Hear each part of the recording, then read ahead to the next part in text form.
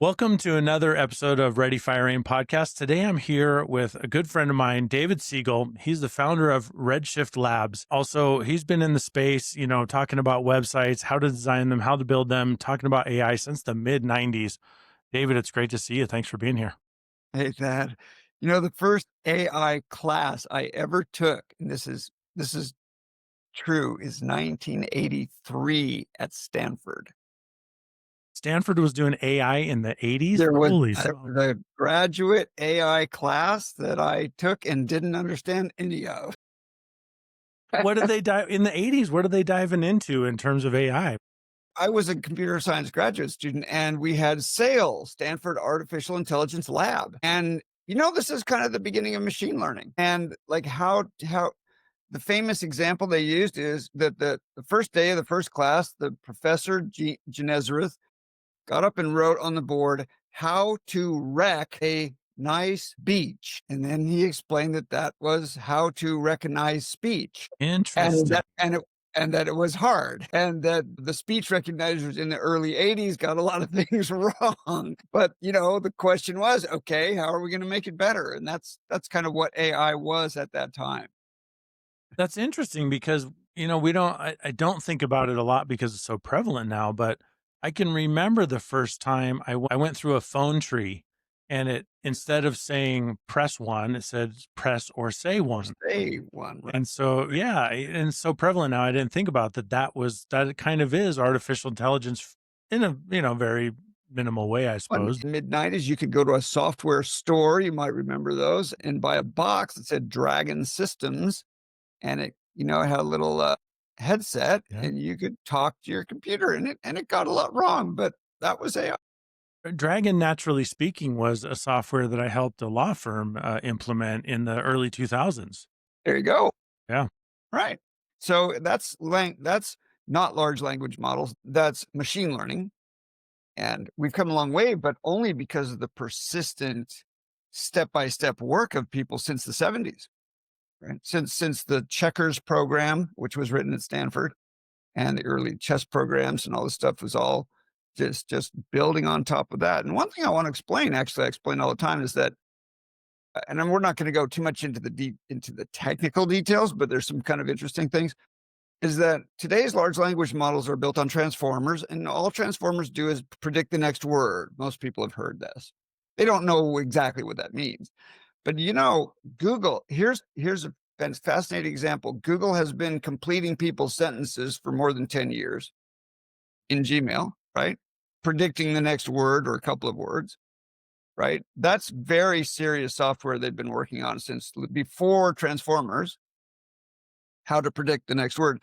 So it's no surprise that the big paper in 2018 came out of Google on what the trick is. And the trick is, I have to remember the right word. Sorry about this, is attention. The trick is attention. So if people don't know about attention, they can learn about it in my video series. But that is the thing that let them predict the next word. I won't go into the details. But the other power, besides Google, that was also predicting the next word was China. Why? Because Chinese has like 60,000 characters or some 80,000 characters, right? And they've been able to type it out on a QWERTY keyboard for the last 40 years. You know how they do that? Oh, How do you get Chinese characters out of a QWERTY keyboard? yeah, either multiple taps or shift taps, alt taps, control taps. I don't know. No, there's no sort of mapping.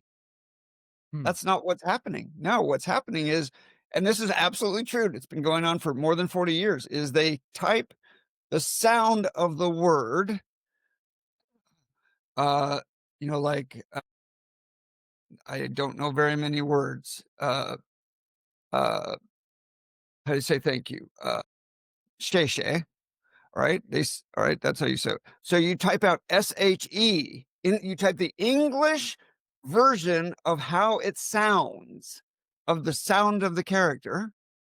All right, like Megwo means American, so you type MEI, and then it puts up a little map of characters that start with that, and the thing that it's most likely to be in your context of what you're typing, and it highlights that word for you. And all you have to do is hit return, and it puts that character, that Chinese symbol, in for American or thank you or whatever Whatever it word is. you actually type the English pronunciation of the first syllable of the Chinese character. And so And it's all about in context prediction. And that's why Google, specifically Google and the Chinese government, essentially, are the two at the front of this because they've been predicting the next word for 40 years already. Well, for in Google's case, for 15 years or something. and so how does that apply to what we're seeing now? I mean, large language models aren't doing that, right? I mean, They are. that's the Well, foundation of that. that is why NVIDIA is the highest valued company in the world, because the way the transformer figures out attention is it has to load the whole sentence into memory at once and process everything in parallel. So you have to do parallel processing, which means you have to have a GPU, which just turned out that NVIDIA, what NVIDIA was just making money mostly on Bitcoin mining chips at the time. Yeah, yeah, I remember that. And then boom, you have to blow the whole thing in and process everything in parallel. So their demand went as soon as that paper came out in 2018 called Attention is All You Need from Google, the floodgates opened and NVIDIA scrambled to keep up with demand and still is. Yeah. And even competitors to NVIDIA now are starting to, I wouldn't say catch up, but AMD is, building out data centers just as fast. I mean, they're on a hot Yeah. path, right, to try and catch NVIDIA. And Intel, I mean, Intel, what are these companies in AMD? What do? They build single CPUs, right? But they've had to get fast, smart, real fast to build GPUs because that's what it takes to process attention. And that's what we're going to need a lot more of. Now, this is all just by way of, some kind of interesting little technical stuff. We don't have to go into that, but I do want to talk about hallucinations Mm-hmm. because people, we all know there are silly hallucinations, but we don't know how it happens. So does that make sense to talk a little bit about how that happens? Yeah, yeah. I like the idea of diving into that because it is so prevalent. I see people, and just to give an example, I see people all the time that ask question, how much have you shifted from asking Google for what you're looking for to asking ChatGPT? And invariably, the answer that people put out there is, I'm using ChatGPT for everything, but I have to correct it when it's wrong. And I'm like, well, that's great, but why, one, why are you using something that you know is flawed, is going to give you bad answers that you have to then correct when if you go to Google and ask for the local plumber near me, it's going to Right. give you the right answer without Right. exception. So it's an interesting thing, and it brings up what you're talking about. Hallucinations are very frustrating. They are. And I can give some hints about this. It's in my video series, but I'll give some hints. So first, how do they happen? It only can guess the next word. It's one word at a time. It's even smaller than that, but we'll just say one word. So if you said, how do Americans like their coffee? Okay. It will say Americans like their coffee. And then the next word is either black or with. Those are the only two. If you look at everything anybody's ever written about how anybody drinks coffee, the two big candidates are black and with. Right? And it has to decide between those two. And it does it by the weights that it has of all the things it's ever read, consumed, ingested, processed about coffee. And most likely, I'm guessing there are a lot more people who like it with sugar or milk or cream than black. So I'm guessing probably the most likely word is with. All right. But black is a close second. And there is a parameter that I think everybody can really learn a lot here and maybe even write this down. There's a parameter called temperature. Temp. I don't know if you saw my video series, but Mhm. it's at temp, at sign TEMP. And that parameter goes from 0 to 2. I don't know why.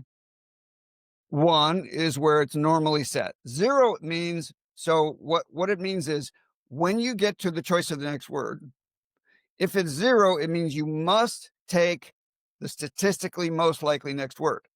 You have to. In fact, if you ask it with temp set to 0, you say at temp 0 or at temp equals 0. That's a prompt that says, "Oh, you have to do that." So if you ask it the same question 20 times, it'll give you the exact same answer 20 times. Right. And if you give it, if you say at temp equals 2, it'll give you, it's got a whole range of potential next words. It's like a histogram, right? And it'll go all the way to the ends. So it'll say Americans like their coffee fox or bowling, or it'll just go in whatever anybody ever wrote in some sitcom or some wacky little, it showed up once. And so it'll take that because it's allowed to go far and wide. And that's why we normally set it to 1, because 1 means like 1 standard deviation. Think of it like that, right? It means within the top 4 or 5 or 6, depends how on the distribution of what the possible words are. Like her name was, now you've got hundreds and hundreds of possible names that, it's a very broad range, right? Or Mary had a little, yeah, there's only one, right? There is no broad range. It's going to be lamb, right? Right? Mhm. Not pony. And so by setting this temp variable, you can control the hallucinations. And so one thing you want when you want to be more precise is set it low. Set it at like 0.2 to zero point 0.4, and you'll get more logical, less wacky. Because look, as soon as it says Americans like their coffee with, now it's ruled out black, and now it's on a new adventure. It's got to get its next word. Right? So now there are any number of possible next words. So now it's, the game you play with people where everybody says a word and it goes around in a circle. Telephone, sure. Well, telephone is where you tell a secret and it goes around. This is where you make a story by one word at a time. Oh, yeah, the story. One word at a time. Mhm. And you know that when you say the word banana, you're sort of trying to influence the story, whatever it is, in a certain way. But then the next person says, checkers or Alligator or bicycle. whatever. Yeah, and then so it goes in a different way, right? So these LLMs, they're kind of set in stone when they make the next word, and then the next word after that again comes from this range set by the temperature.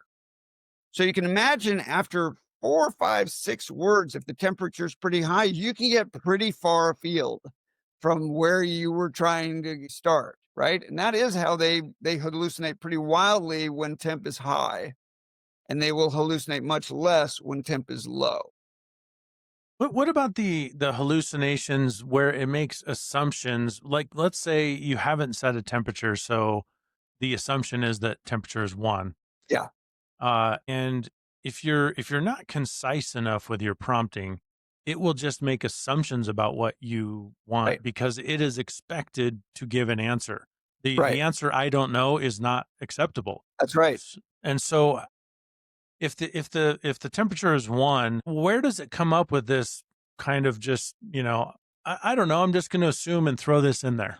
I'll tell you, from the weights that it gets from all its training. So it reads billions of books and articles and blogs and National Enquirer nonsense. Reddit. And if you ask about blue zebras, somebody somewhere has written something about blue zebras, and there will be a relationship between blue and zebras in the training data, in the weights, and it'll give you whatever a couple of people, a tiny number of documents in the world talk about blue zebras. Maybe it's a Ursula Le Guin story. I don't know what it was, but there might be one somewhere. And so you're going to get an answer drawn from that corpus of literature, which is tiny, but it's going to come from there. It's not, in other words, it's not a dream. It's not made up. It's not random. It's coming from whatever it's been trained on. And so if you ask about air air flight timetables, that's the training data. And if you ask about exotic French menu items, that's it's going to come from that training data that it's already seen. And then if it's seen, and I use the example of Moby Dick. If you say, tell me about Moby, it's very likely to say Dick, because the other Moby would be maybe the rock star guy or the musician guy. And so, well, maybe, but there's a lot more written online about Moby Dick, right? So it's going to assume Moby Dick. So they'll say Moby Dick was a novel written by Herman Melville, right? And it'll assume. Why? Because there's so much Moby Dick literature out there about the book, and so little comparatively written about Moby, the musician.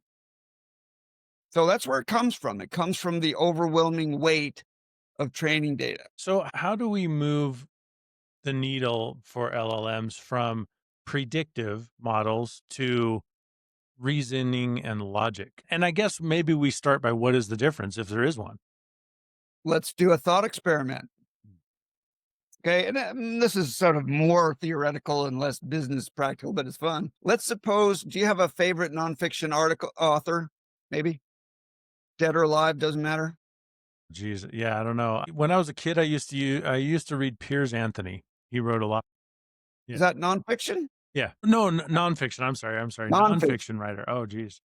A Carl Sagan or Danny Kahneman, or I don't know, whoever your business favorites are, Yeah, anybody. that's a good question. There's a lot of them. I don't Well, know. just choose somebody that's famous. Yeah, Carl Sagan's good. I like him. Carl He's cool. Sagan, fine. So, okay, Carl Sagan. I'm not a huge fan, but that's fine. Carl, you. Now this is important.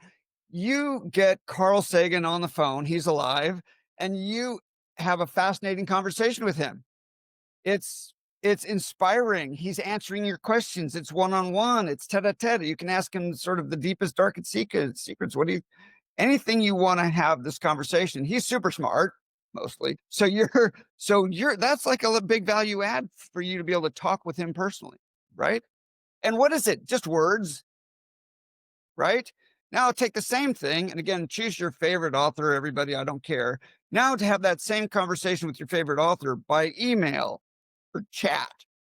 Okay, it's fascinating. You're learning a lot. You're asking specific questions, might be about your situation, whatever it might be, some World War II expert, anything. And you're getting all this nitty gritty stuff that you can't really even get from a book because it's combining different perspectives and it's fascinating. And after 45 minutes of that, you're like, wow, that was amazing, right? What is the difference between that? We're talking about thought and reasoning here, between that stream of words going back and forth and the stream of words that comes from a prompted LLM pretending to be that person or simulating, drawing from that person's whole body of work, and you have a fascinating conversation. Well, I It's think, gonna feel like parroting. It's not going to feel like parroting. It's going to feel like you're having a conversation with that person. but what I'm getting at though is yes, in that regard, it's still based on Carl Sagan's body of work, body of knowledge, what he's written, what he said, whatever. I'm wondering how we get to the place where LLMs are no longer relying on a body of work, but creating new thoughts that haven't been Sure. thought before. So today I had a conversation with Grok about the chance that AI will kill everybody in the next 50 years. And I said, this is kind of how I think of it. I don't actually I could probably pull it up, but I don't. I think that it's that there's always a chance that any number of things will kill a whole lot of people, and that my thinking is along these lines. But what I want to ask you is, what would a certain person say? And I forgot what would I could just look it up here. But what would somebody say? And I asked who it was. I forget, because there's a lot of ways that it could kill everybody here, on alignment. What do you think is the chance of AI killing all humans within 50 years? And it broke it down and it says, my chance is, well, realistically, there's a 10 to 20% chance, and this is how I break it down. And then and how did it break it down? How did it do that? How did it come up with 10 to 20%? It's got its other people say 50, 70, 80, 100%. And people like Sam Altman say 10%. So how does it come up with 20%? Well, by consuming a lot of training data, what a lot of people have said, it's amalgamating, all that data sort of from a Bayesian perspective by weighting everything and putting all those opinions onto a scale, a balance, and see where it comes out. And it comes out around 20%. So that's Grok's opinion. And you could ask ChatGPT the same thing, and it might come up with 15%. It might come up with 12%. It may have been trained differently. An LLM is trained about 75, 80% on the data out there, and about 20, 25% with humans trying to correct it and add their own. And this is kind of where they get in trouble, if you ask me. They're all either in California liberals, or they're in India hired by in California liberals. So they kind of know what they want it to know.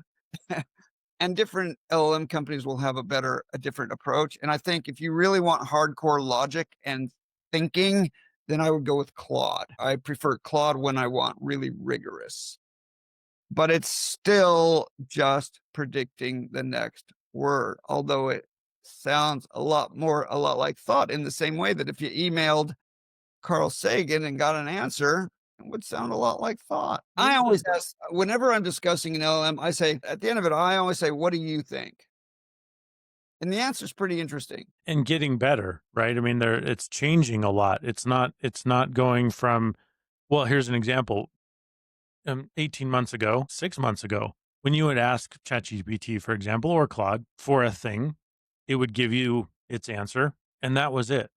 Now it's saying, okay, the next logical step, it thinks, would be you might want these three things. Do you want me to do any of those things? More agentic, more forward thinking, next step thinking, rather than just here's the answer to your question, end of discussion.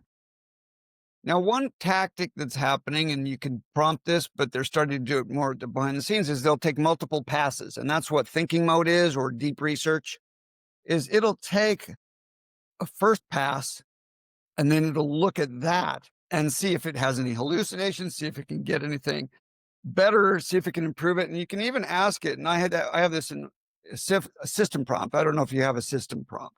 I load my system prompt usually every day. And it says use red team thinking. Look, come up with an answer, and then find ways that it could be wrong, or scrutinize your answer from from different points of view. And this is something that Google has just written a paper on in Science. They have a multimodal approach where they'll take a hypothesis and test it in many different ways, and they'll analyze the data or the result or even the question using half a dozen different ways. And then they'll get half a dozen different answers, all like just as if you asked it six different ways, you get and then it will synthesize, let's call it a sort of this Bayesian weighting of all those different answers and give you a weighted response. And you can also say, well, let's suppose that these three famous people, for example, I heard somebody tweet something today about companies firing thousands of people while the CEO still got paid a lot of money. So I took it, I copied it, I gave it to Grok, and I said, what would Milton Friedman say? And he said, oh, Milton Friedman would say that the CEOs are adding value because by not firing those people, they could put their company at tremendous risk. And here are a whole bunch of examples where the CEO wasn't fast enough, didn't take action quickly enough, and didn't add value by hanging on to people that he wanted to keep, putting the other 90% of employees at risk. And these companies went under, and there's dozens of examples where the CEO, no matter what he got paid, was too slow to fire. And so that's how you add value. And that's only just one perspective. If you ask that same question, but use somebody else as an example, say, what would, I don't know, Liberal Gary Vee Robert Wright. yeah, or, whoever, you'd get a different perspective on that. Yes. So I have my favorite thinkers, Richard Feynman, Milton Friedman, and so forth. And and in fact, it's in my system prompt, use thinking like these people do, because that's the answer I want to hear, whether it's right or not. But how would you ask it the same question based on what you think? Right? Because ultimately, I don't want to parrot what Elon Musk thinks all the time, Right. or, whoever, Milton Friedman or whatever, whoever you want to. I don't want to parrot Gary Vee. I want it to think more like me and talk more like me. So I guess the question is, it's been trained on all these other people because they're prolific content creators. How do we train it on what I think, how I think, what my perspective on the world is? There's two answers. First of all, how smart are you? Because I don't trust My favorite living thinker right now is Brian Kaplan. I read everything I get from him. I read all of his newsletters. I'm in touch with him. I'm firing silly questions at him all the time. He's gracious enough. Thank you, Brian, for answering. I get to have dinner with him once in a while. I mean, it's just like, wow, he's a million times smarter than I am. So I'll take his opinion over mine every day. On the other hand, I like to develop my opinion, and so I want to add it in. I want to blend, right? I want to get that and see, well, do I agree? How do I think about it? So, first of all, I really like choosing people who are smarter than I am to get answers from and learn from, number one. And second, there are ways to add your information. And this is actually helpful for business owners. If they want to have themselves on their website, there's a company called Delphi.io, I think, that does this. You can upload all of your everything you've ever written, all your blog posts, or even recorded speeches or phone calls, even. You could get transcripts of everything you've ever said. It's all your data, whatever it is. If you've written books, if you've written ad copy, doesn't matter. Whatever you want you can upload it, and then it will RAG that. And RAG means it will stick it on top of an LLM and take those answers first. Although it's got the rest of the world to draw from, it will prioritize your. So if you're good at sales and you've got a website and you want to talk, or you're good at gardening, or you're good at construction, right? And you want to have that on your website, you can have your own little talking head talking to people, giving your perspective on construction or architecture or anything. And then it will kind of fill in stuff you haven't given it with other things that it gets from the rest of the web. And you can use that to even, and this is what our program does at Redshift Labs, we can take that and turn it into a sales bot.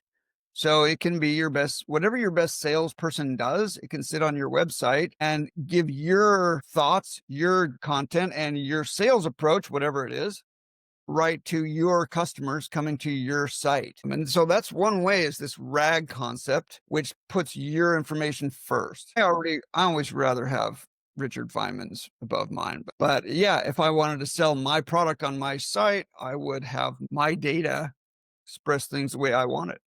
So now you're talking about, rather than using any LLM out there as a tool, it's more like a member of your team, right? It becomes your sales. It could become your salesperson. It could become your own avatar and become you to some degree to help you do the work, rather than just be another hammer in your tool belt. It could train your sales team. It could train your interns. It could be your onboarder who brings people into your company. Like, you've got all this stuff, you've done it a million times. Why not just put it all in and add it to the LLM and have that do it? And they can spend all day with it if they want. It doesn't take any of your time for them to access all of your information that you've ever put in.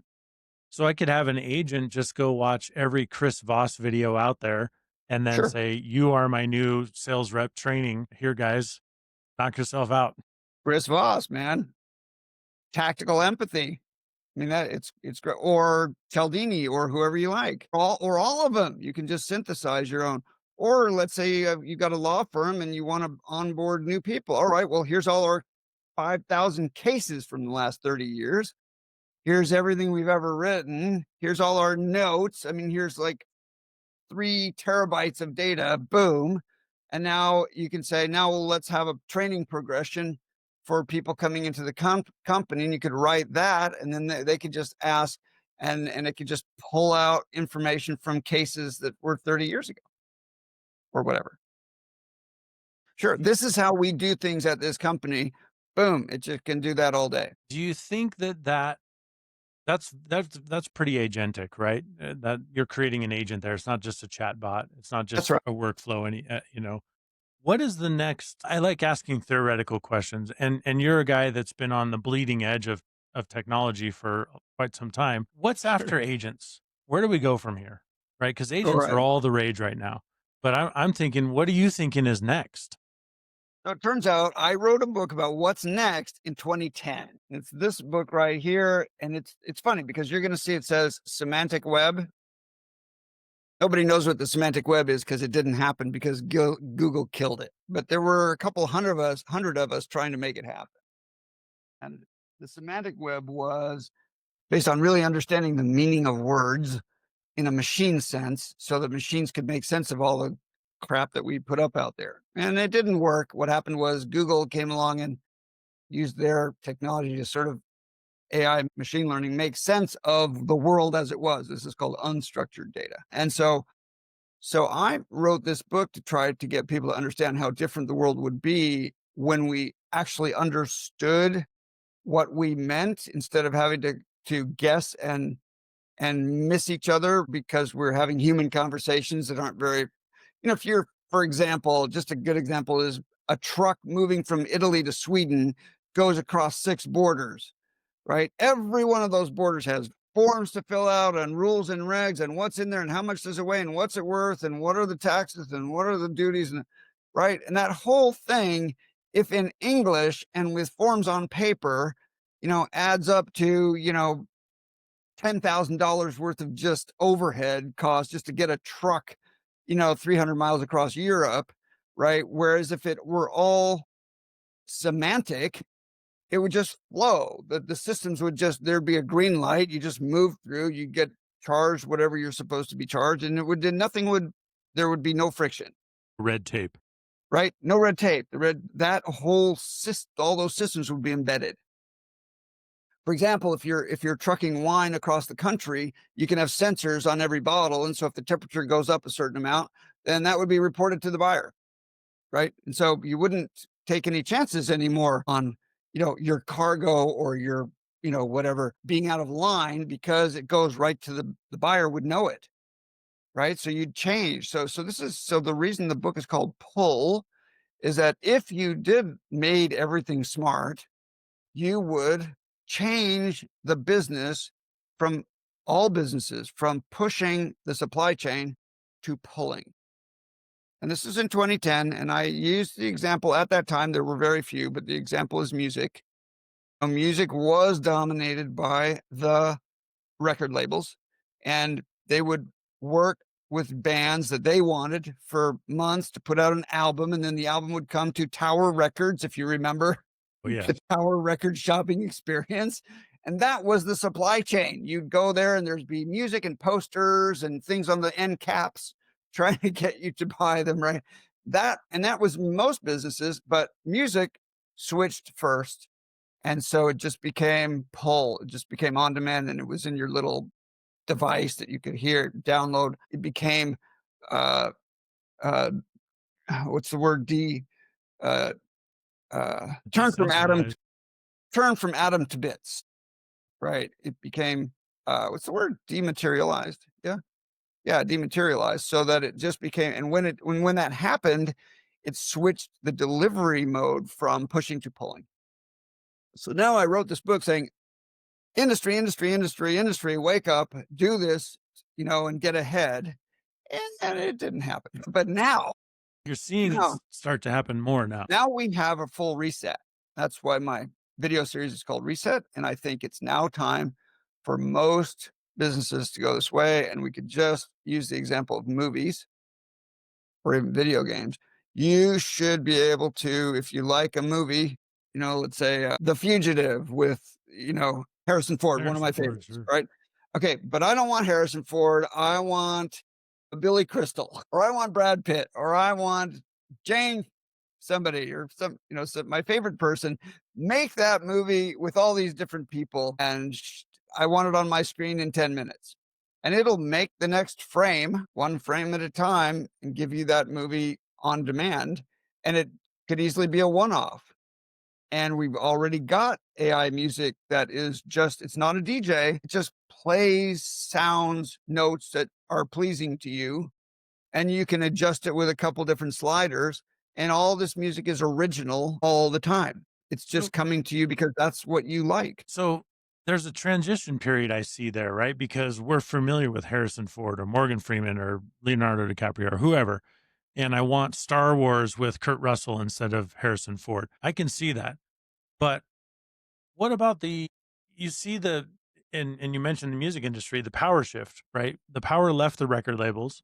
and moved to independents or other platforms where people can just upload their music on Spotify and they get a fraction of a penny for every listen or whatever. The power Yeah. shift changed.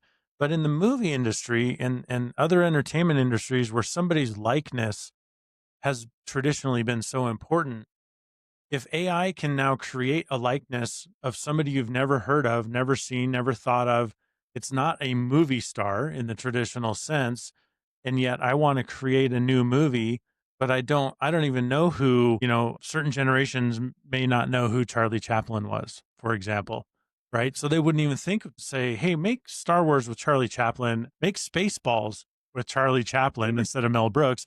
They wouldn't even think of that. Right. Because they never heard of Charlie Chaplin. So I guess Sure. this is a really long, rambling way to ask, when we're creating characters that are not real people anymore, is that part of the pull? Like, I can just create somebody that has these attributes of their likeness, and it's not based on a real person anymore. It's not based on anybody I've ever heard of.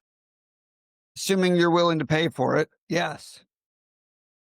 Somehow, one way or another, whoever pays for it is pulling, right? So I want business owners to think about this because, of course, there is going to be an authenticity premium. Absolutely, right.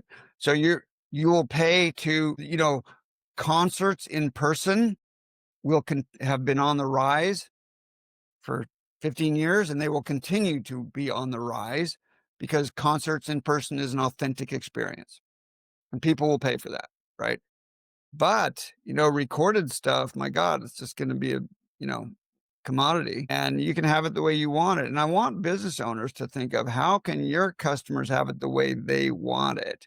How can they pull your services from them? Drugs would be a good example. Drugs are a very push business. Ask your doctor about a Mozatab or whatever, stuff, right? And nobody knows it if it even works, but the marketing is oriented toward pushing more and more customers into doctors' offices to get the stuff.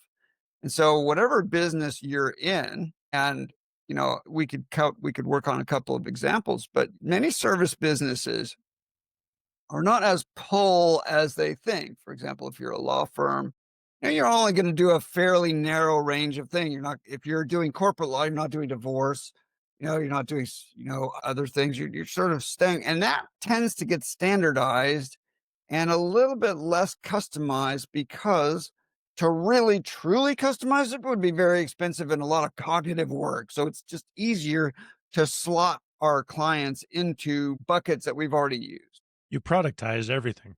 You tend to productize, right? But what if the customer could see your buffet and just make his own product, right?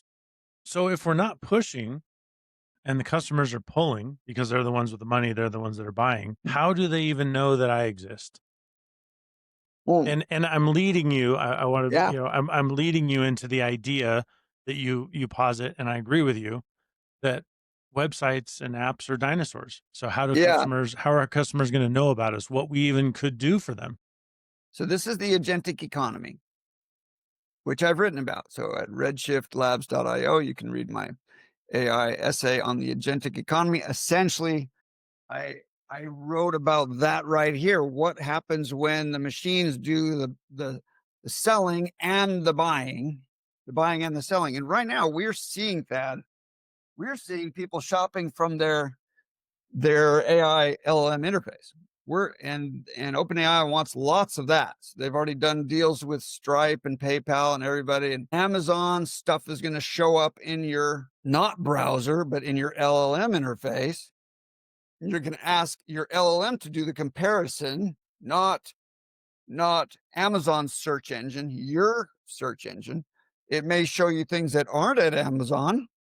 You can often find an Amazon product somewhere else for less sometimes. Although Amazon's pretty good at price, you can still, you could, if you're prompting well, you can say, well, what about, is it on eBay? Is it on Temu? Is it on half.com? Is it on some fire sale? I'm willing to take it used for less. Well, Amazon can't help you with that. Right. So that's the buyer's platform is going to be powered by something that can see everything and make sense of it. right? It would be great if we had the semantic web right about now, because that's how you would make apples to apples comparisons instead of comparing things that shouldn't be in your list. But that's, it's kind of coming. And you kind of see it if you're shopping for homes on realtor.com or a place to rent. You can pretty well dial it in: square feet, price, location, maps, dots on maps. That is semantic search. Okay. And that's, so you're really comparing apples to apples, right? We don't have that like with cars. Like if you're looking for 1995 Porsche 912 or a Targa or whatever your favorite floats your boat, or a Ferrari California. If you're looking, you can't see a map with all those cars on it, right? You've got to go through all the databases, and a lot of them are just hidden, right? In fact, a lot of them are in people's garages who might be willing to sell you if you could get your offer to buy one in front of them. They're not even aware.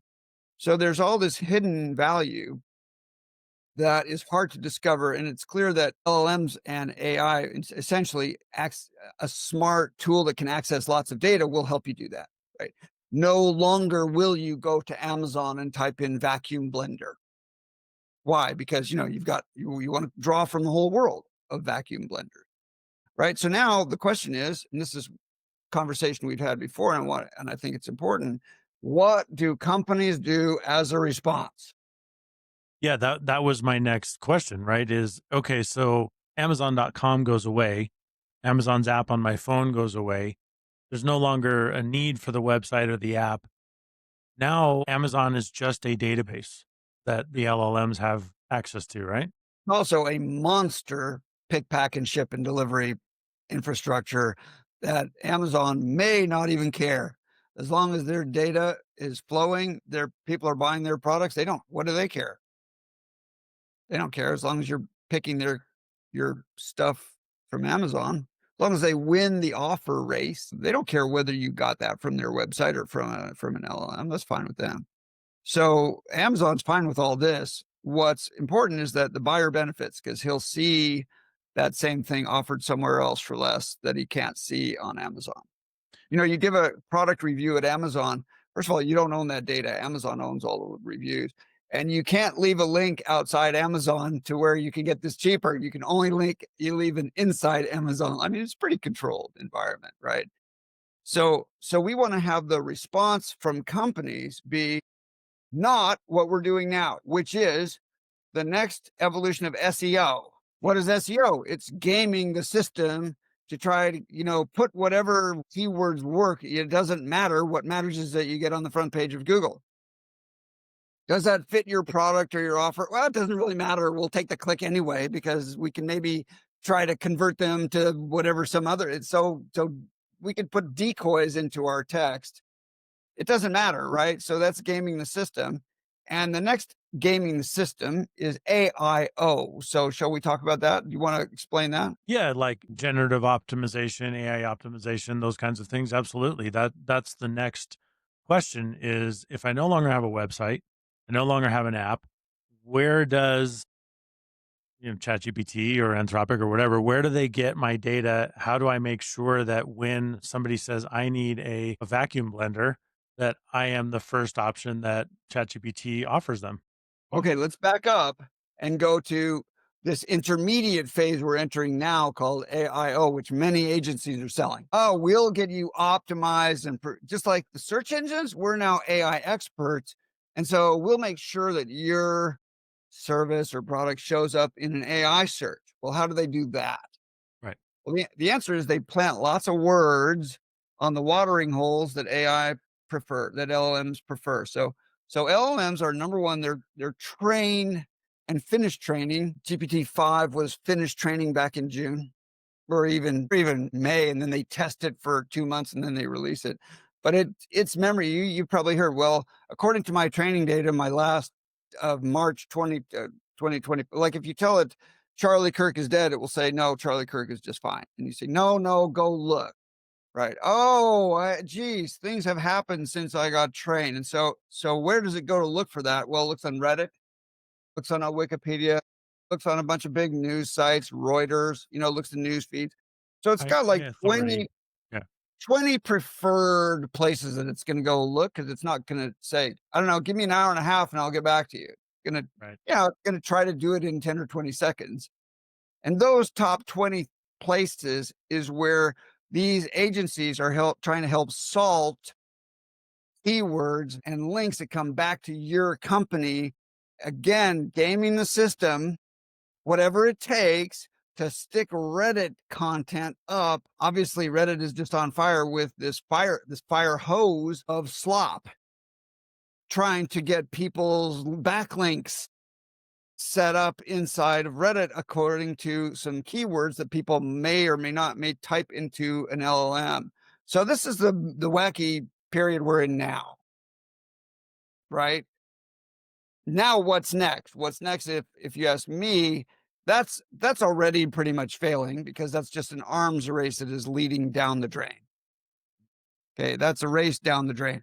So to me, and if I could wave my magic wand and have $100 million of marketing material, marketing power, I would sell business owners on switching that the website is not the thing we need anymore. Now, I kind of invented websites in early 1994. There You wrote the book on it. I wrote the book. I also kind of came up with a concept because at the time there were just web pages and links, and there wasn't really navigation, and there wasn't really a coherent experience called a website. So I wrote the book called Creating Killer Websites, which some old people may remember. And it was really, what is a website? What should it do? What are the goals, and how do you build one? And I think now, after 31 years, it's time to retire that quaint notion, because that is for a human experience. If you look at websites today, they have panels and panels and panels going down forever, where you hit the space bar and you keep paging down, and they're hoping that something catches your eye and you stop and you maybe listen to it, a testimonial, or you see a product feature or ratings or something that is like, there's so many of these, are just hoping you stop at some point and engage. So it's very forward leaning. It requires a lot of cognitive work on the part of I just got a drain problem. I need a plumber, for God's sakes. I don't help me find that. Right. And in most cases, they just give up on the website. They just call us now. Here's our phone number. Call us. Right. Problem with that is most companies don't even answer the damn phone. Like doing the basics in business is like the first thing. Right. How many times you call? It's like, press 1 for, hello, it's on your website. I'm calling. I'm a customer.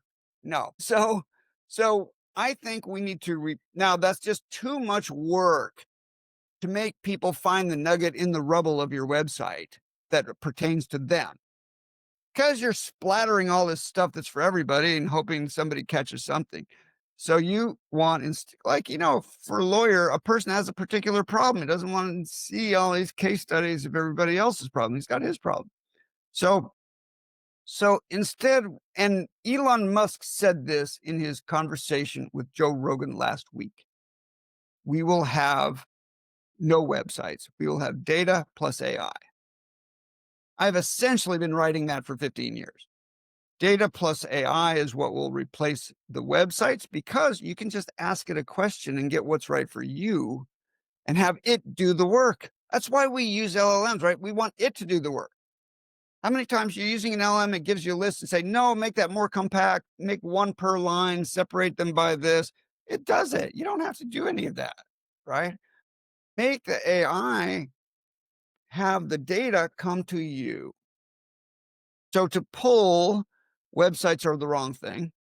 And I would and for some period of time, transition time, you're going to want to write blogs, and you're going to still do some SEO, and you still want some traffic, but more and more of your business will be done agentically. And the requirements for that is not WordPress or Wix or Squarespace. It's not Shopify, whatever. It's not banner ads, and it's not Cialdini mind tricks, which is what marketing really is mostly right now, right? Right? We'll do it for free or your money back. Well, it turns out that's not quite that when you get them on the phone or whatever. And it's not, it's that's just a hook, Russell Brunson, hook, story, offer.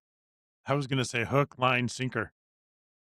Well, Russell Brunson has taught millions of Oh, people I know. hook, story, offer. That works on humans. Humans are gullible, That is the right? psychology of sales in today's era.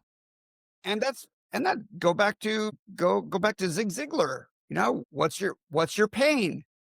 Let me see if I understand. Now I've understood your pain, Chris Voss, tactical empathy. And then, oh, it turns out in your case, we have the thing, and here's the gap. And now it's about bridging the gap. That's sales. But that all goes away when it's agent to agent.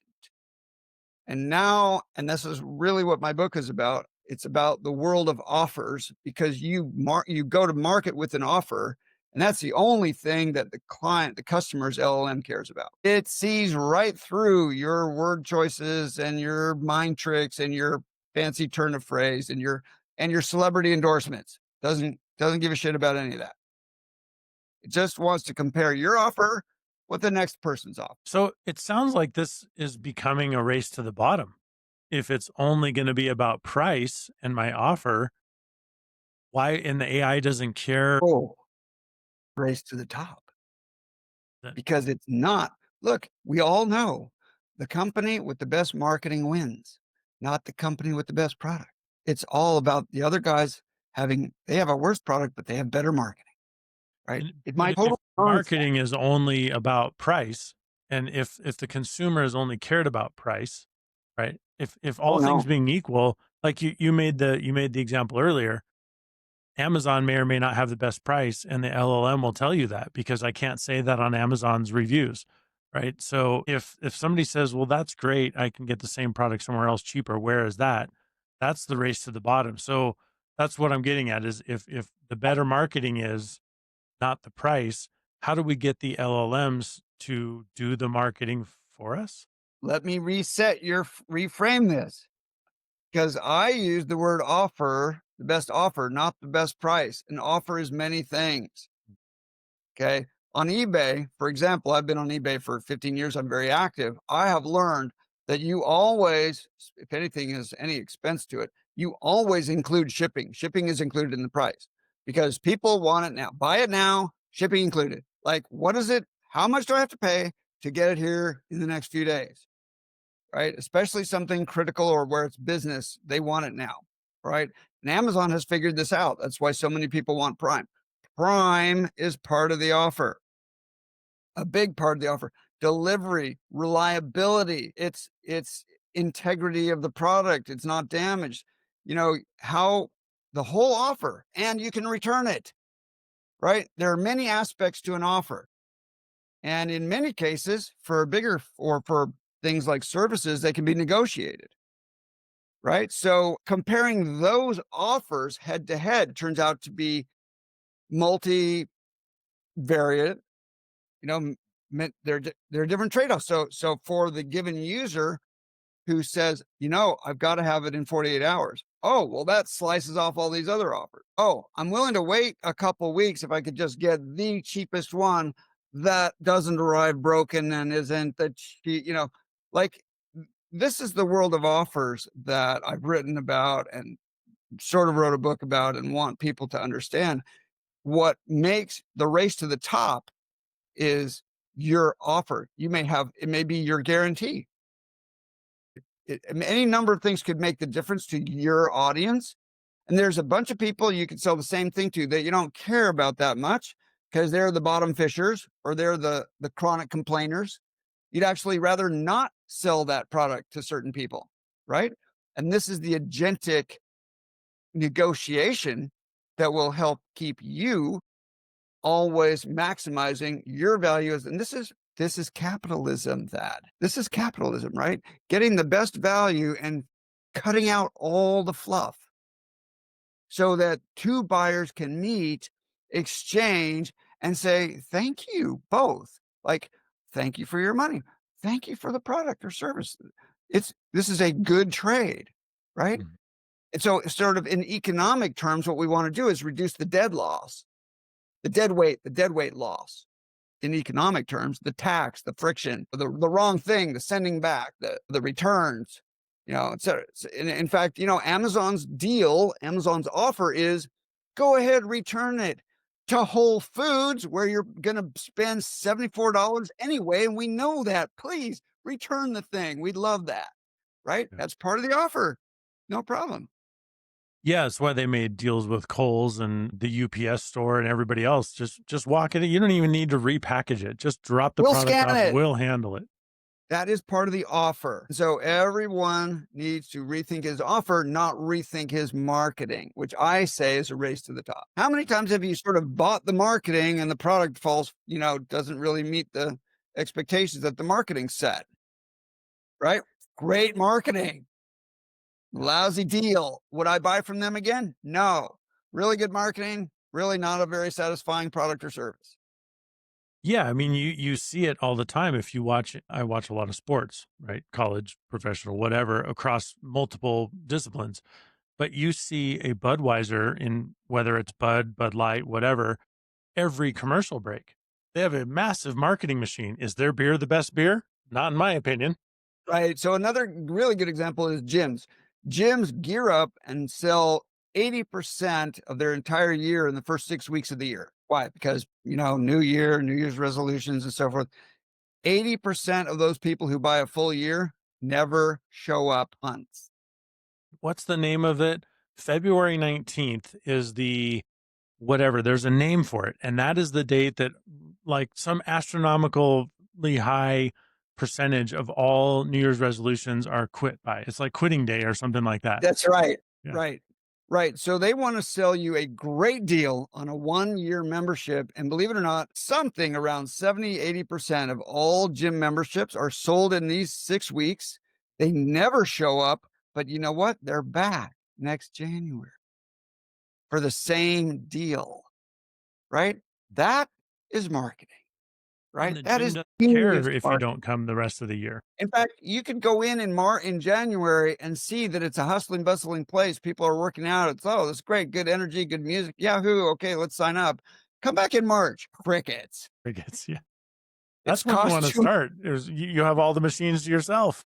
no problem. But that's not the business they're in, and it's the same across the board. There are all these tricks that companies know to get the marketing right and not the performance. And you know how satisfying it is when you buy a product and it might be an iPad, it might be a motorcycle, it might be a desk or a chair, and you just love it. You're just like, I would have paid twice as much for that, to be honest. I love this product. Because it was worth it. And I love the whole deal. I love the way I was handled. I love the shipping. I love the unboxing, the whole thing, right? I would do that again. And I tell my friends to do it because it's just great, right? Part of the That, experience. Yeah. and for example, I sold all my cameras and went to micro four thirds format, which is, I think, fantastic. And every chance I get to talk to photographers, I say, why are you not on micro four thirds? Everything is better in the world of micro four thirds. Because the whole offer there is so much better than Nikon or Canon. So much innovation there. So we all have these things where we care a lot and know guitars, maybe, for example. Do you want the guitar with the best marketing, or do you want the guitar that just feels rock solid in your hand? And sounds the way And I want it to sound. sound. That's what you. Yeah, it's why Yeah, people are known for, playing a Les Paul or playing a Gibson because they have a specific sound they're looking for. When you tune it exactly. in a half octave down and I play this is what I want my music to There you sound go. like. And I can There only you do go. that on a Gibson. You got Ducati and Harley Davidson, and their two customers never meet. They're fine with that, right? It's the product market fit that matters, right? Not the product marketing fit. So we have So, this transition period right now, right? Where we've got websites. We were going to have websites for a while, maybe who knows? Who knows how long, but we're going to have them for a little bit. But we oh yeah, want to layer our new teammate AI into our website so that people can ask ChatGPT about us and then come to our site and talk with more AI and buy directly just tell our person, yes, this sounds great. I need this pre workout. I need this post workout. I need this whey powder, whatever it is. The AI says, great. It's in your shopping cart. You ready to buy? Yes, I am. The transaction's done. It'll be shipped in 2 days. And Transition, you do right? the whole thing by voice right here while you're driving. Yeah. While you're on the train, while you're driving, while you're in the Sure. airport, wherever you are, I'm heading to Southern California in a couple of weeks. I need this, this, and this Right. delivered to this address, so it's there when I arrive. Sure. Yeah. Right. And the agentic experience will be predictive. It will say, "Oh, trip to LA, kind of like the last one? Yeah. Like, yeah, pretty much. Want to modify it? Yeah." So it's like, it's smart. It's easy. It just does all the heavy lifting for you. Mhm. If you think about it, one thing I think we talked about, when you move to a new house and you put all your stuff in boxes and then you move, well, 3, 4, 5, 6 years later, you move again. You start from scratch every single time. All the data is just thrown away. How many boxes, how many chandeliers, how many sofas, how many, all of that. Like, why don't you just say, why didn't you just say, oh, like the last one? What are the differences? Y What have you at, and then it's just smart. you could even train it, I guess, or have it think on its feet and say, "Okay, the last time you moved was 5 years ago. What is the average amount of crap that people accumulate in a home in 5 years? Let's add to that. We think you're going last time you needed 15 boxes, you're probably at 20 or 25 boxes now." Or maybe I can agentically help you get rid of a bunch of crap that you keep taking from house to house that you don't even, you're going to eventually throw in the landfill. How many of those 10 boxes from last time have you never opened? Just get rid of Exactly. those. So, like, this is the agentic economy, right? How do you stop thinking about AI as this tactical pixel pusher that automatically makes product 30-second product videos or setting appointments or, working with your, start thinking at a much higher level about where's the value of saving my time and how do I, for example, instead of saying, what service do I need to, I'm going to use AI to place my ads now. Well, no, you should really say, we are a little bit, have some dead time in our calendar. We've got more people available than we have. We need clients now. How do we get more clients? It's a much better question for an LLM or for an AI system than how do we optimize our ad spend, tactically. Or should you ask both questions, right? Because you still need to bridge that gap to when Facebook and Google ads are not a thing. I think you should talk to your AI about what your business problem is, come up with a general solution, and then start refining it down into the tactics. Because you could first of all agree that you're getting enough leads, but your conversion rate is too low or it's too expensive. You got plenty of leads, but it's too expensive to get a customer. That's one problem. Another problem is I just don't have enough leads. And so it doesn't matter how much I convert for, I need more traffic. Completely different problem. So now once you've identified the think of it in the theory of constraints. Where are you constrained in your business? Some businesses, for example, are constrained by cash and they need a line of credit more than anything. Some companies are constrained by the fact that they've got key employees and one of them is going on maternity leave or whatever, or they're trying to open a new office and it's too hard to hire the right people or whatever your constraint is.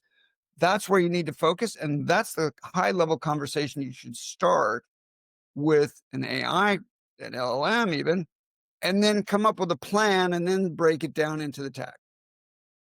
Do you advocate for creating custom GPTs in this regard? Like, I have a specific need. Here's all the information I have so that it's very specific to me rather than quite so general.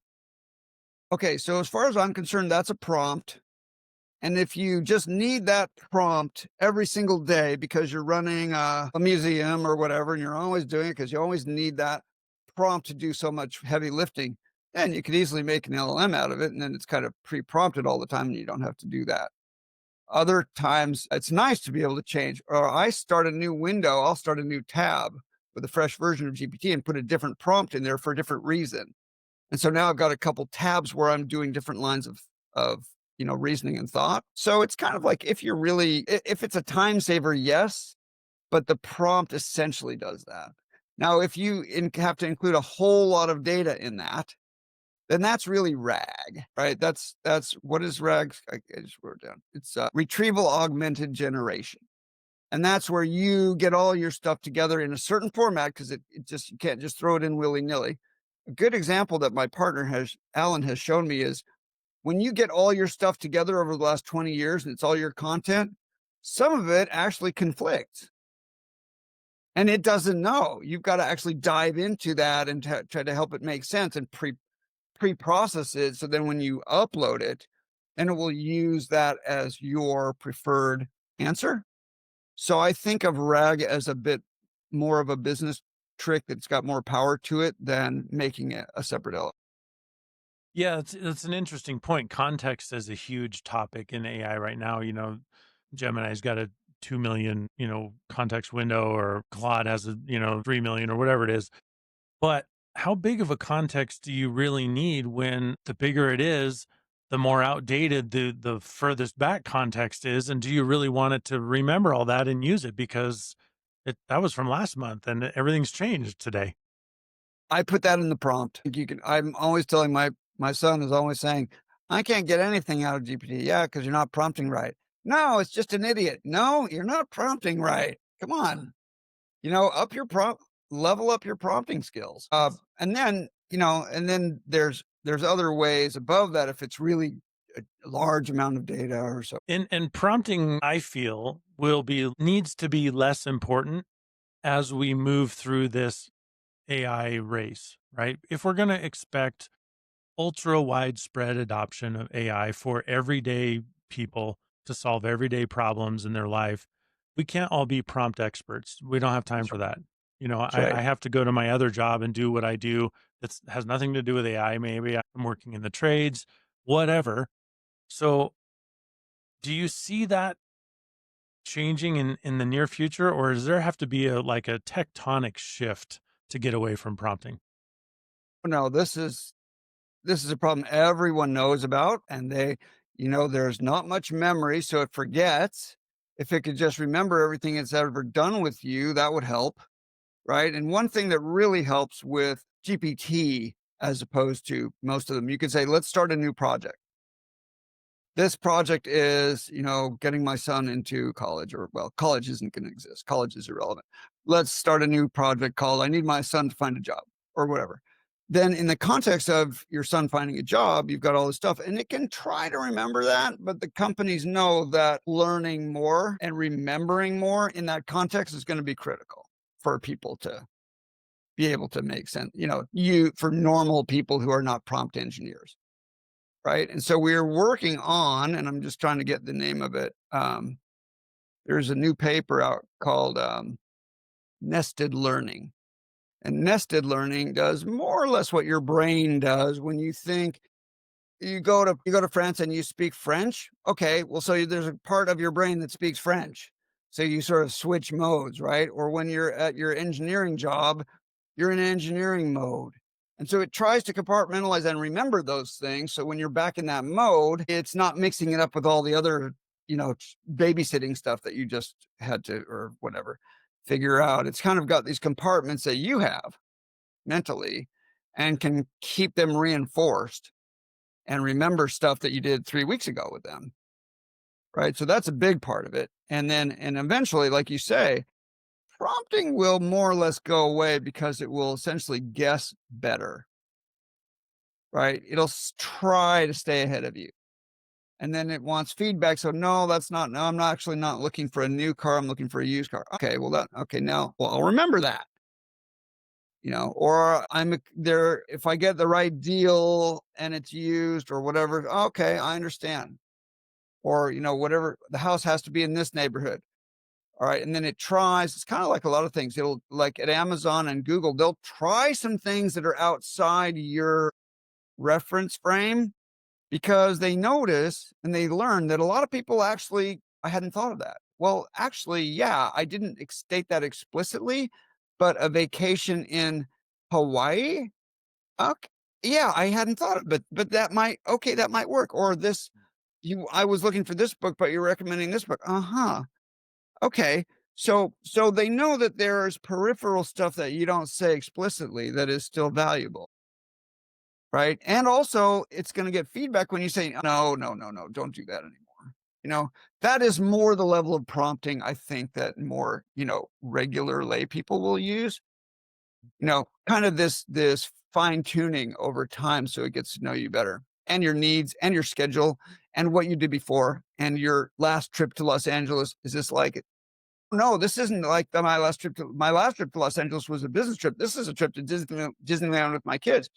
So it's more like the Orlando trip. Yes, and, so it's all this context stuff that is gonna start to, I think, come in and be like more like kind of more like a Jarvis, right? Your proto-human, advisor in your ear all the time, Yeah. right? That's an interesting, yeah. When are we walking around with our own personal assistant that's in our ear 24/7, right? Our own Jarvis. Plenty of people have tried it. There have been probably 10 startups that have pendants or pins or earrings or I don't know what, glasses or right. So I've been talking about this for a while. I've made a video about it. I think it's going to be wearables. I think we have probably reached peak handset already. Elon Musk talked about the death of the iPhone, I or not predict the iPhone, but I said peak handset about 3 years ago. yeah. And it's a lot. It's like 1 million a day just for iPhones alone. It took what 20 years to get there, and so it will take 20 years, I think, to go down to zero. Hmm. Makes sense. And Sam Altman bought Jony Ive's company for $6 billion to make hardware. That could be a pendant. It could be a clip. It could be so. It's going to be Could wearables. be an earbud or something. Think your watch and your earbud are going to be the two main things. Although there's a lot of value in glasses that can paint a picture on the lenses. And so to me, there's sort of these two competing modes is watch plus earbuds, because you can always look down. There's one that's like it's painting a little laser picture from here, and you put your hand out and it gives you the menu on your hand from here, right? Okay, I'm guessing that's not going to work. They already tried, and I just don't think that's going to be big. But there'll be other interesting things. But to me, the two competing modes are watch plus earbud or glasses, because the glasses give you the phone, right, and the visual, and those two things, it's very likely that many people will have both, and you'll just switch modes depending on whether you're skiing or, uh, going to a trade show or, whatever you're doing, you just bring the right tool for the job. But there will be some interesting surprises too, because Jony Ive is hard at work in his evil laboratory building prototypes, and we will see because OpenAI wants to compete directly with Google and Apple. And Apple's asleep on AI. They Surprises can't me. they canceled the car. The glasses, not exactly, on fire. It's not the Christmas gift of the year. The AI, they just gave up. So OpenAI wants to compete with Apple and Google, and that's going to be hardware and software and ecosystem and touch points. What is the thing facing the customer? And Meta is still in the game. I mean, they're still releasing their glasses, the metaverse, all these things, but you don't hear about the metaverse much anymore. And I mean, in terms of the virtual metaverse, It's not, it's kind of over. It didn't yeah. really, yeah. But the glasses are looking. I guarantee you, in some form, glasses are here to stay because they're going to be super useful. They may not be. They may be many people's second choice, but when the price is right, you'll buy it for the second choice. So, keep in mind, like the glasses, the watch, the earbuds, anything, it's all going to communicate. So it doesn't matter what you grab leaving the house. It's the same data you're going to have the same interaction, right? It'll just take up from wherever you left off. It'll tell you as you're going out the house that the oven is on. Whoops. Whatever device it is going to do that. Right. So it's just going to be kind of a modal question. Like, what do you want while you're playing tennis? And what do you want when you're at Disneyland? And what do you want when you're on an airplane? You'll see. But it wouldn't surprise me So this comes to my thesis that AI is the new OS, that we don't need apps.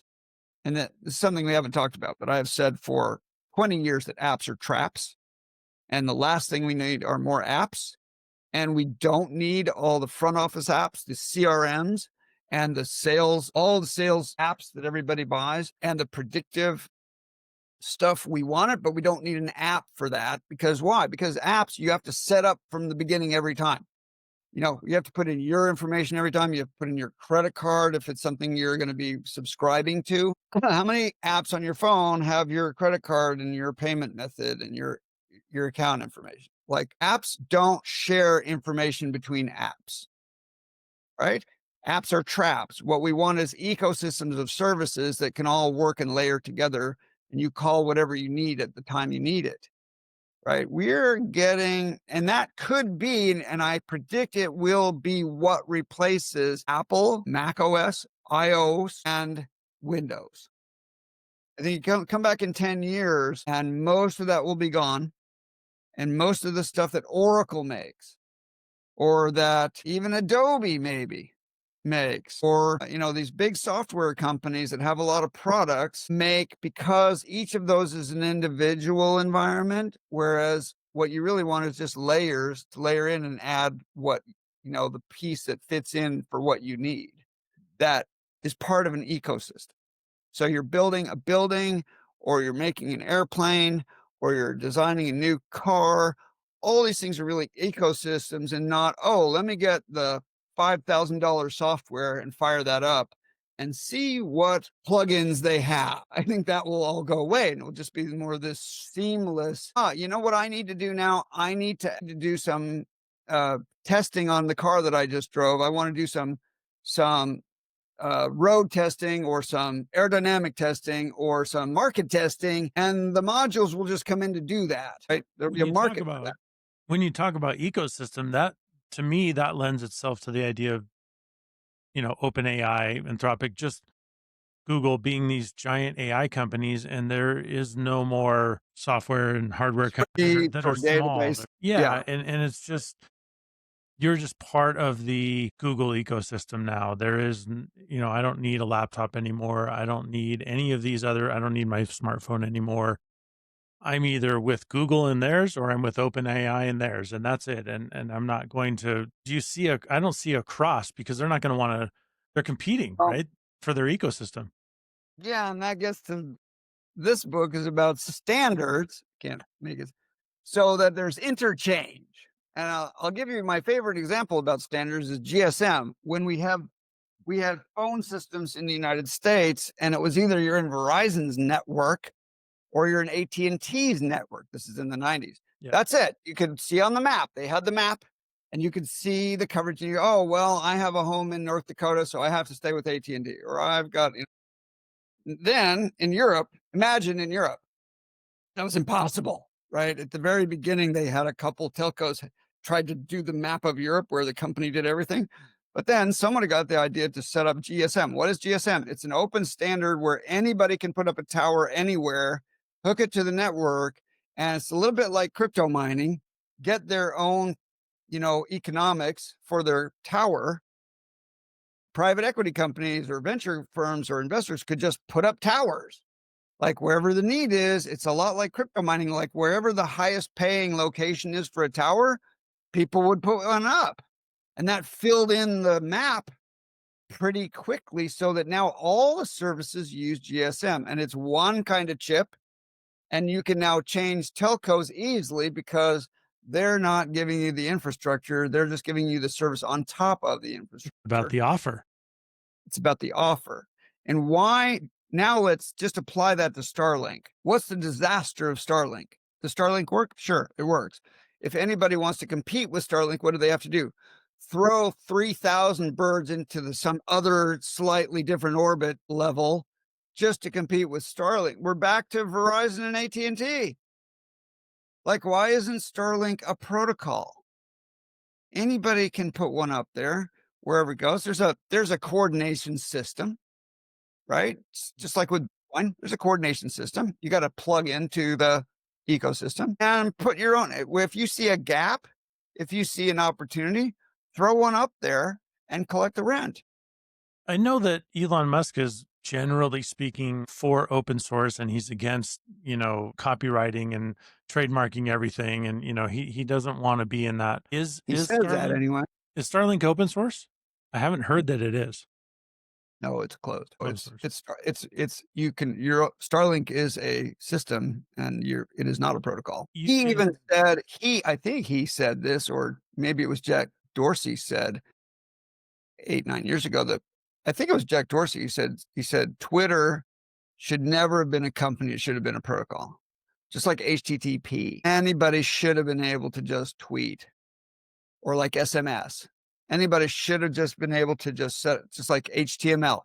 Just put out your own messages and let the ecosystem vie for who puts those together, who gives you your feed. You could pay a little bit for that, but no one is gatekeeping the content. And that didn't happen. And I'm guessing Elon Musk is not going to open up Twitter in that way, or X in that way, right? But we've seen time and time again where even closed protocols, but like Thunderbolt and all these other proprietary Apple connectivity protocols have failed Tend to because die. people want open source. They want USB-C because then I only need one kind of charger, and it doesn't matter what kind of phone I have, and it doesn't matter what kind of laptop I have. I can just plug into it with whatever kind of Right. phone I have, and so I wonder if, I mean, very few people have the resources to just start up their own Starship company and start launching satellites. There's, 3 or 4 in the whole planet that could do it. Right. Right. So I don't know if Starlink's going to face that same problem of incompatibility or if they will just dominate the market forever. No, the problem is that somebody has to compete with Starlink, because you can't just let one company have a monopoly, even though they've got the price pretty good shape and the performance is all good. Someone's going to compete with them, and someone is, and I forget which is the biggest one. Used to be Motorola had one, and that failed, but it's there.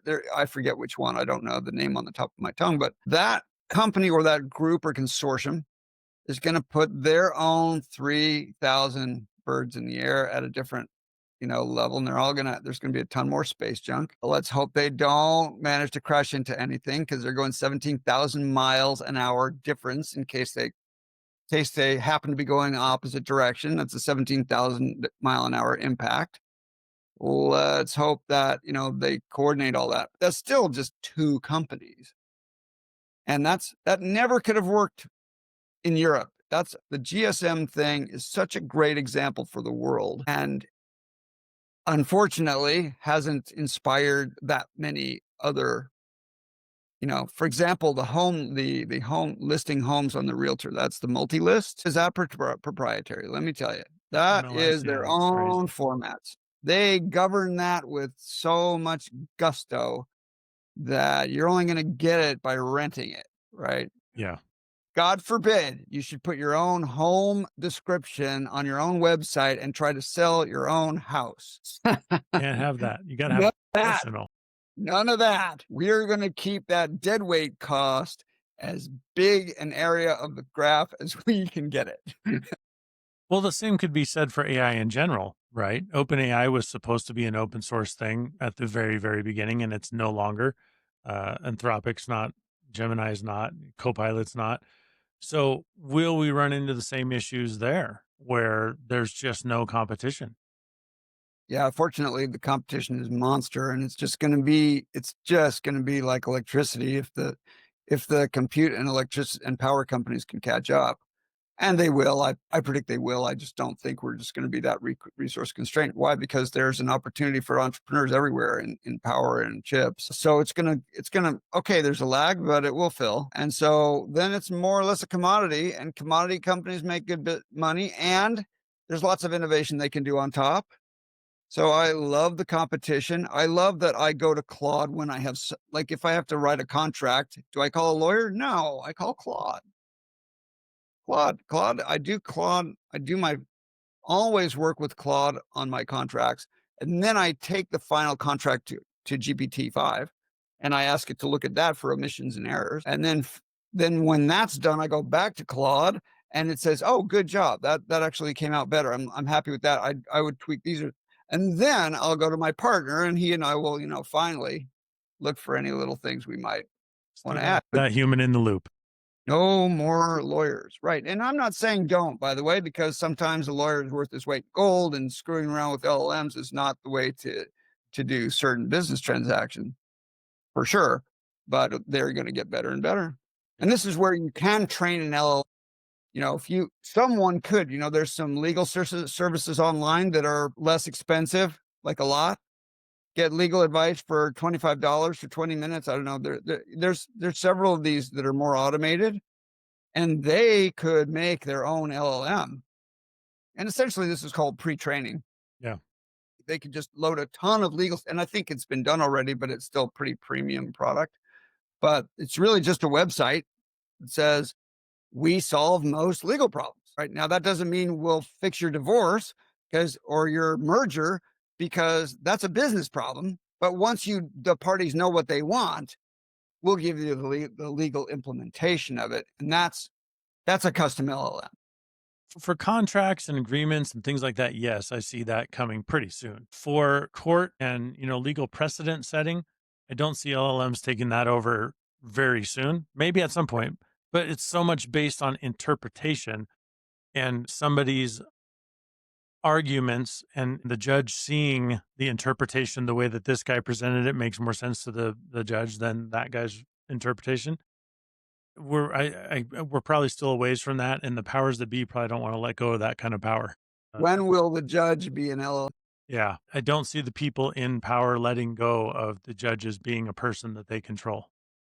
So at the higher level, what we're seeing is that this is a tool, and then the human executes the final word. And certainly you can't say, well, we want an LLM for the CEO of our company. Well, why not? It's just going to do a better job.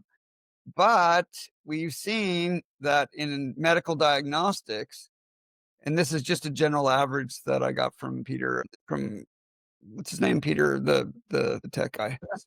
Huh? Peter Thiel? No, no. Anyway, this is just a generalization of benchmarking doctors, is that they get about 75% of diagnoses right and 25% wrong in general.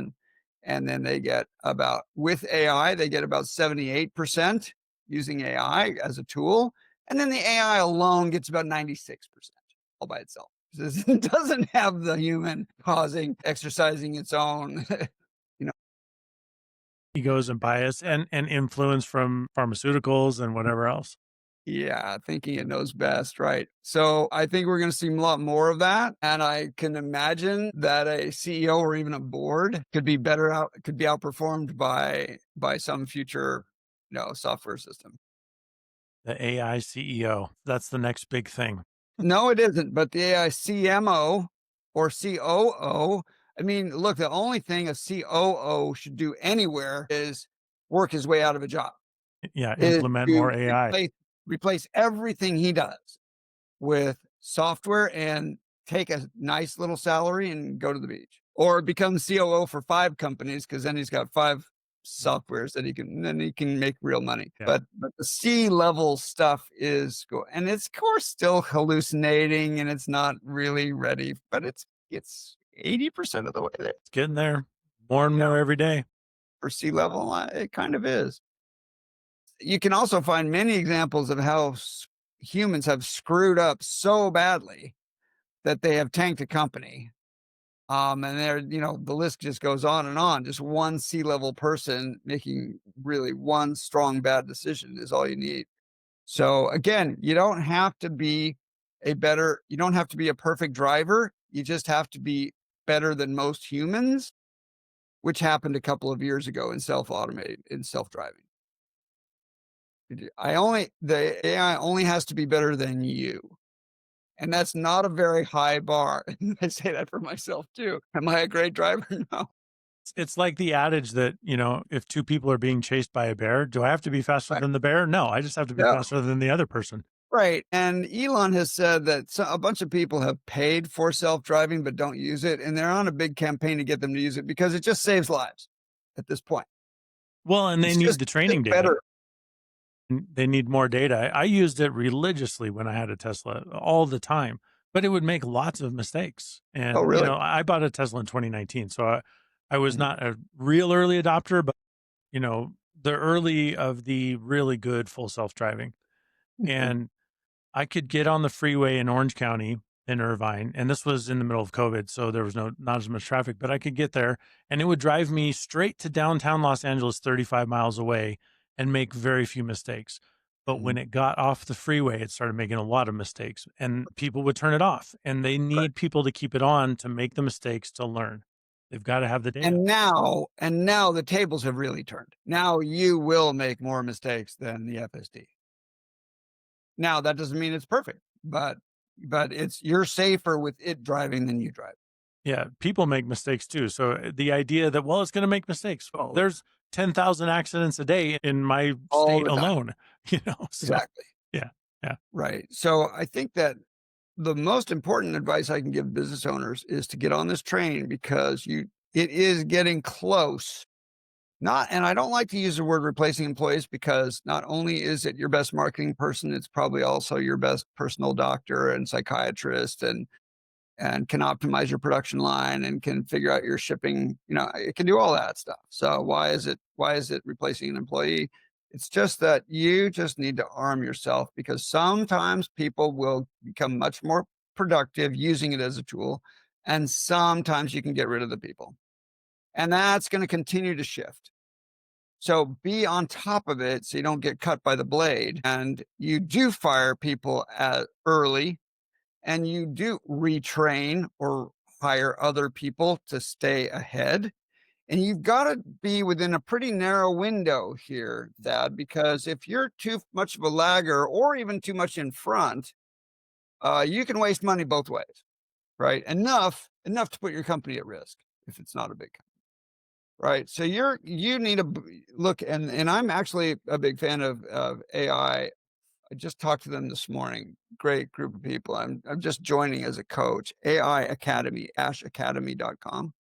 They have boot camps, they have training, they have special high level camps to train the trainers inside your company who will help everybody else with AI.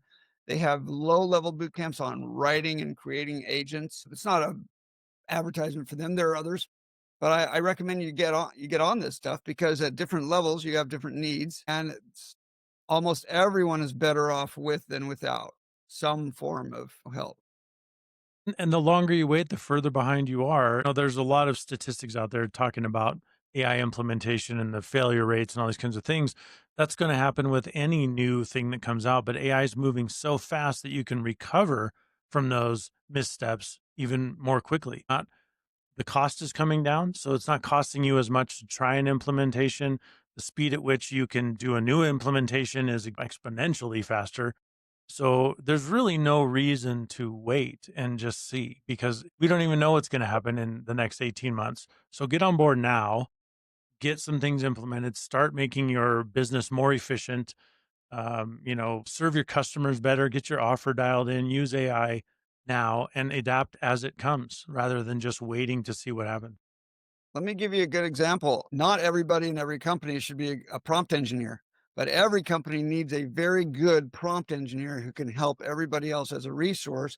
So that person can put all the prompts up in a place where everybody can get them. They are trained on grabbing this prompt and pasting it in and start with a new fresh instance, whatever. They don't have to know all the details. They just need instructions one, two, three, four. This is what you do, Right. and maintaining those prompts so everybody gets better results. And that's like a pretty much a critical job right now. If you don't have that person right now, you're behind. Yeah. Chief AI engineer is a position we see a lot, all those kinds of things. So yeah, get into it. So how can people reach out to you? How can people get in touch with you? Yeah. I'd like them to start with my video series. That's at Redshift labs.io. And then from there, they'll see just a couple things. That reset is the video series. I say reset because whenever I talk to people on the phone and I want to mention it to you, I've got two words: drop everything. Drop everything that isn't going to be relevant in 6 months because it's going to be dragging you down.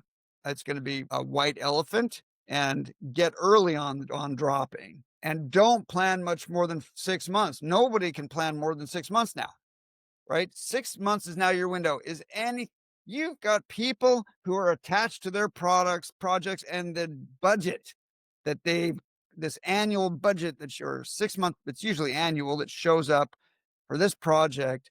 You've got to axe that now, because a year from now, when it's time to budget for that, none of that will be relevant. Yeah. Right. And there are 4 or 5 new things you don't know about at all that you're going to have to start doing experiments on and seeing if anything works there. Right. You have to do this. You have to drop at least 20% of your product projects, maybe 40% of what you're doing now. So you have the resources to do the 20 to 40% exploration of what's going to be relevant in 6 months. And this is Give all me in my an video. operating budget and a transition budget.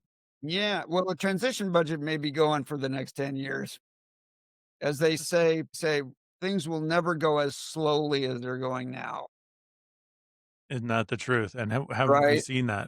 Yeah. In fact, the group I like, it's called Peter Diamandis. He has a didn't remember his name, but he has a podcast called Moonshots with usually 4 guys talking, and it's very good. I watch it religiously, and it's really very encouraging and positive about how, and Elon has said robots are going to save the earth because that's what's going to create the abundance and the economy that works for everybody and serves us while we don't have to do that much work. And I believe a lot of that, but maybe not, because somebody has to own the robots. So Yeah, you you don't buy the own one, robots and as you got to have the money to buy one and run one. So okay, but that's really important, that all this innovation is going to contribute dramatically to increasing the the quality of life. yeah. This is what Robert Solov got his Nobel Prize for, that technology equates to economic growth. Technological progress brings economic growth. If that's true, we could see an economy that grows 1% a month. So that transition period, there's no end to that tunnel. 1% in a month economic growth is a world we can't even imagine, from 2 and 3 and even 4% nominal GDP growth. That these are night and day. These are different planets, right? So if it's even 0.5% a month, there's no planning. 6 months is a long time horizon. Get used to it. No more 1-year budgeting. And I talk about it. You might remember one of my videos called Beyond Budgeting, bbrt.org, Beyond Budgeting Roundtable. They have fantastic books and resources and programs on learning to do real-time budgeting instead of the fossilized annual budgeting that companies do. So this is all in my video series. It's at redshiftlabs.io/reset. And then if you want to learn about our sales agent, it's the only sales agent that goes on your website that actually makes the sale. That's at redshiftlabs.io. There are a couple dozen sales agents that go on websites right now. They talk to people, usually by text, and then they give you a Calendly form to fill out to talk to a human salesperson. And ours actually makes the sale. So if there are businesses out there, you can have your best salesperson represented by an agent today, sitting on your site, talking with people for hours and hours. As long as they want to talk to you, it's no problem because you're not there. Its reward function is making the sale and adding any little extras or upsells that it possibly can to try to make friends, use tactical empathy, and use Cialdini tricks and get people to become your customers. And I hope we get to lead the way in that, because other companies are sort of relying on humans to close. And I don't think that's the agentic future. Yeah, it's the shift is here. It's not coming, it's here, right? So, well, David, thank you so much. I mean, we could talk for 3 more hours, no problem. But we'll do it again. I definitely want to touch base with you in probably a couple months because things are going to just change rapidly. And thank you so much for being here, man. I appreciate you.